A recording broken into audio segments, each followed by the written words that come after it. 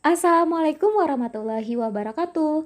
Halo teman-teman semua, bertemu lagi dengan Miss Vivi dalam video pembelajaran Bahasa Indonesia.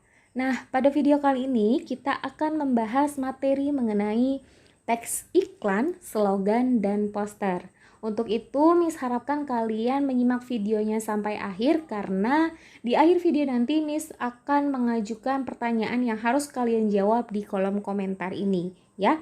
Untuk itu langsung saja kita simak. Yang pertama kali di layar kalian itu tersedia pengertian teks iklan, slogan, dan juga poster.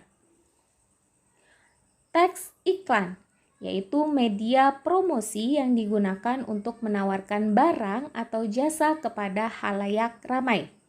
Sedangkan pengertian dari slogan adalah perkataan atau kalimat yang menarik dan mudah diingat. Poster yaitu media informasi yang berbentuk plakat yang terdiri atas tulisan dan gambar. Dari ketiga pengertian tersebut, kita bisa ketahui bahwa iklan adalah media promosi, slogan, perkataan yang menarik dan mudah diingat, sedangkan poster media informasi yang terdiri dari tulisan dan gambar. Nah, kita bisa simpulkan bahwa iklan, slogan, dan poster ini merupakan jenis teks persuasif yang isinya mengandung pesan dan juga berfungsi untuk membujuk khalayak berbuat sesuatu. Maksudnya apa, Miss?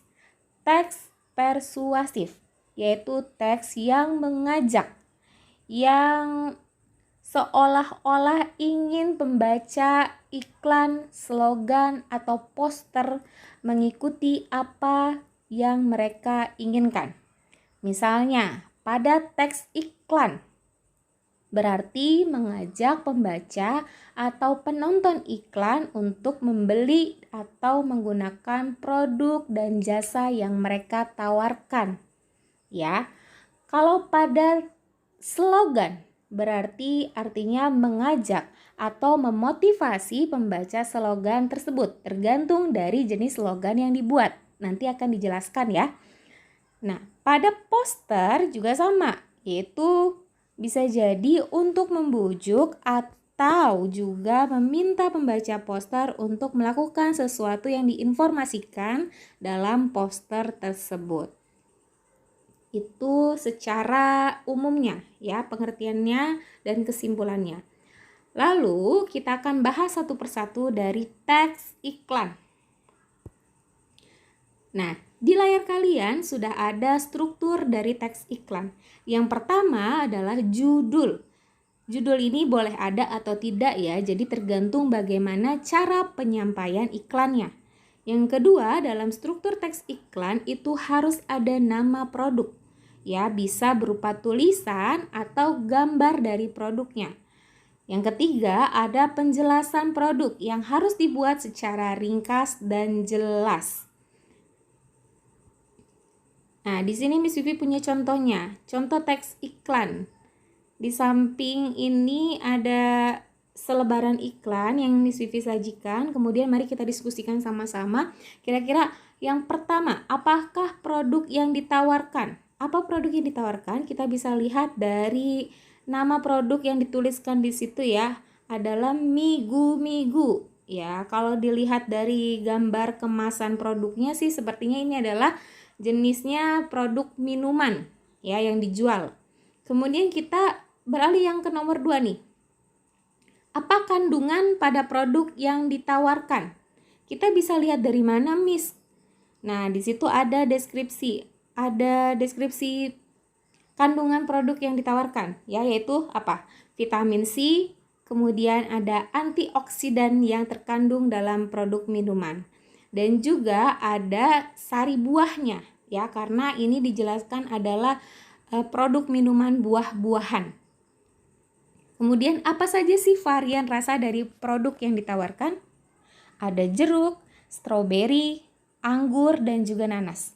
Dari mana Miss Vivi bisa tahu? Dari gambar yang tersedia pada selebaran iklan tersebut. Nah, di situ kan ada tuh ya gambarnya ya, ada gambar jeruknya, ada gambar strawberry, ada gambar anggurnya, ada juga gambar nanasnya.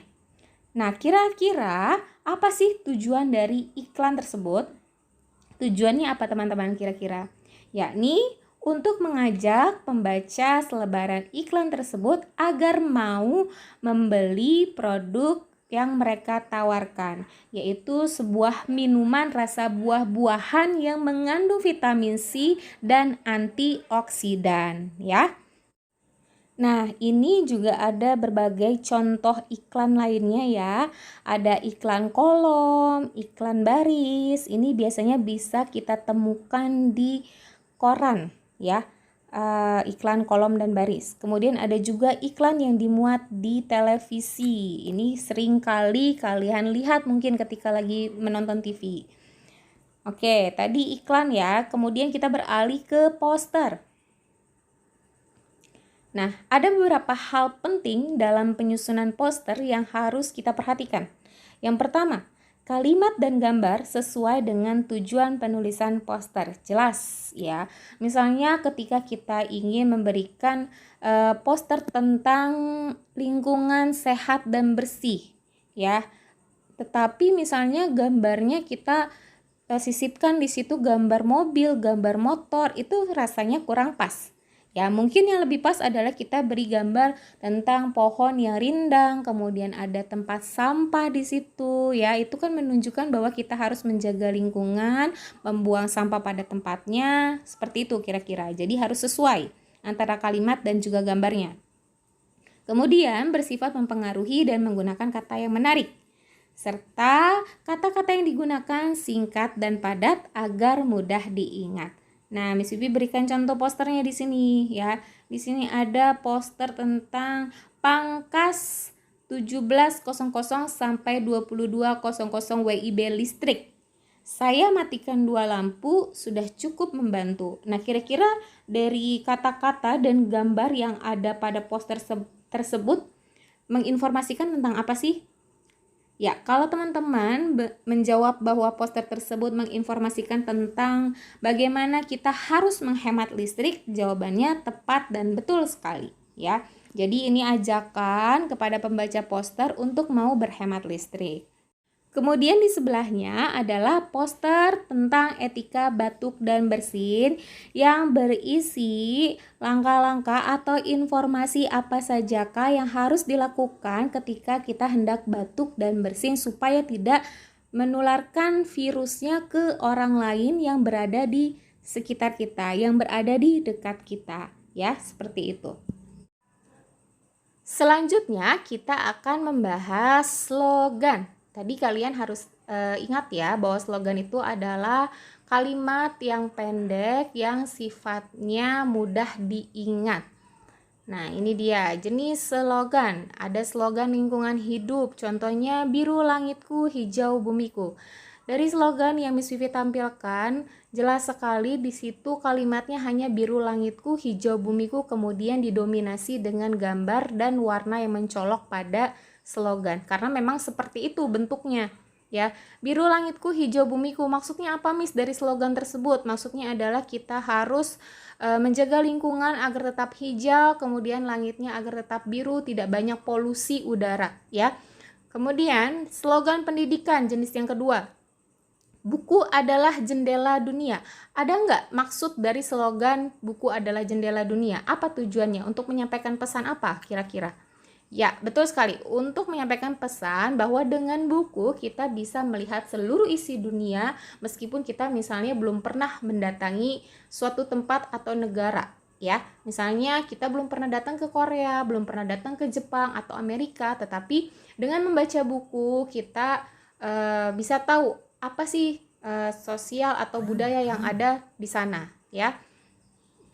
Kemudian slogan pendidikan ini artinya untuk mengajak kita supaya kita mau untuk membaca buku. Nah, kemudian ada slogan kesehatan, perilaku sehat cegah penyakit menular. Artinya imbauan kepada pembacanya supaya mau menjaga pola hidup sehat.